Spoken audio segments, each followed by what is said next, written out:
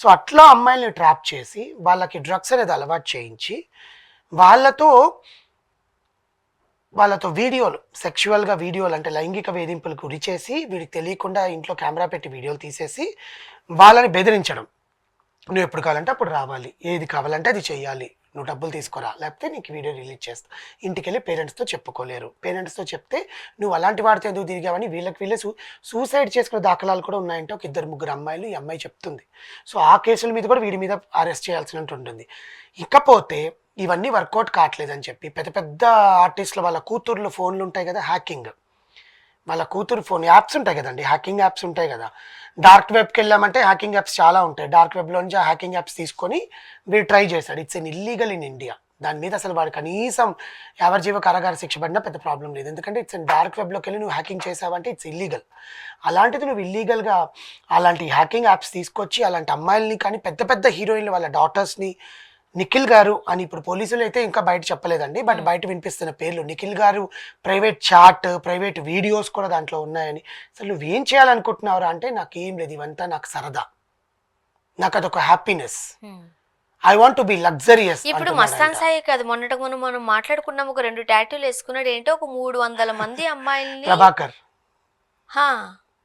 333 కోట్లు సంపాదించాలి, 100 మందిని అమ్మాయిలతో వాడికి రిలేషన్ కావాలని ఒకడంటే వాళ్ళని గౌరవం కూడా మనం ఇవ్వకూడదు కూడా. ఇంకొకటి వచ్చి ఇంకోటి ఏదో చెప్తున్నాడు.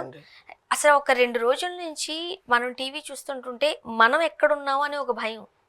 ఇప్పుడు నేను మాట్లాడుతున్నానంటే రాహుల్ నా కోసం ఏం ఆలోచిస్తున్నాడు, ఇతను ఏం మాట్లాడాలి, మన మైండ్ లో ఏం రన్ అవుతుంది, మన కళ్ళల్లో ఏం తిరుగుతుంది అనేది భయం కూడా ఉంటుంది. ఎంతవరకు వీళ్ళని నమ్మాలి. ఇప్పుడు ఏదో ఉంటది, ఈ టాపిక్ మాట్లాడదామా, లేకపోతే ఎప్పుడైనా అట్లా లంచ్ అన్నారు అనుకోండి, వచ్చే పరిస్థితి లేదు.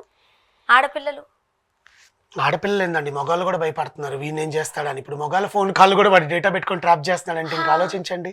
వాడి ఏం కావాలంటే నాకు లగ్జరీగా ఉండాలి, వాళ్ళని బెదిరిస్తే నాకు డబ్బులు వస్తాయి, ఉద్యోగం లేదు. నిన్న కూడా మనం కదా మాట్లాడుకున్నాము.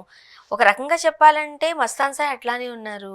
ఆ పగడాల లక్ష్మి, పదాల లక్ష్మి గారు ఎవరు ఉన్నారు, ఆవిడ ఉన్నారు, చింటూ ఎవరు, ఇంకొక ఆయన ఉన్నారు. వీళ్ళందరూ ఏంటి సిసి కెమెరాలు ఎందరు తీసుకెళ్తారు, సినిమాలు చూసి ఇన్స్పైర్ అయ్యి, లేకపోతే మనం ఇప్పుడు తెలివి అనేది ఉంటది కదా బ్రెయిన్ లో, చేయడం, కిడ్నాప్ చేసేద్దాం అంతా, అదే అసలు ఇంకా చచ్చిపోతే వాళ్ళ మీదకి వెళ్ళిపోద్ది. ఇప్పుడు శేఖర్ భాష గారికి ఏమైనా అయిందంటే మన అన్విత అలియాస్ లావణ్య మీదకి వెళ్ళిపోతుంది. మస్తాన్ బాయ్ ఇప్పుడు లావణ్య అని ఏమైనా చేశాడంటే రాజ్ తరుణ్ మీదకి వెళ్ళిపోతుంది. అర్థమైందా మీకు? అందుకే కదా ముందు సీసీ కెమెరాలు, టీవీలు అని బగలగొట్టింది. ముందు రాగానే వెయిట్ చేసి నిఘా పెట్టి వెళ్ళి గొంతు పట్టుకొని పైకి లేపుతుంటే ఇంట్లో ఉండే పని మనిషి ఆ బ్రదర్ వెళ్ళి వాడిని కొట్టి తల మీద ఏదో కొట్టి వాడిని పంపిస్తే హార్డ్ డిస్క్ లాక్కొని అమ్మాయి పోలీస్ స్టేషన్కి పరిగెత్తింది. అంత దీనమైన స్టేజ్ అమ్మాయి నిజంగానే ఆ అమ్మాయి పాటికి అమ్మాయి బతుకుతోందండి. పోలీసులు ఎందుకురా బాబు ఇప్పటికే చాలా ఉన్నాయి నా నెత్తిన, నేనేదో నా బతుకుతాను కానీ ప్రూవ్ చేయాలి నా మీద డ్రగ్స్ అనేది ప్రూవ్ చేయాలని ప్రూవ్ చేసింది.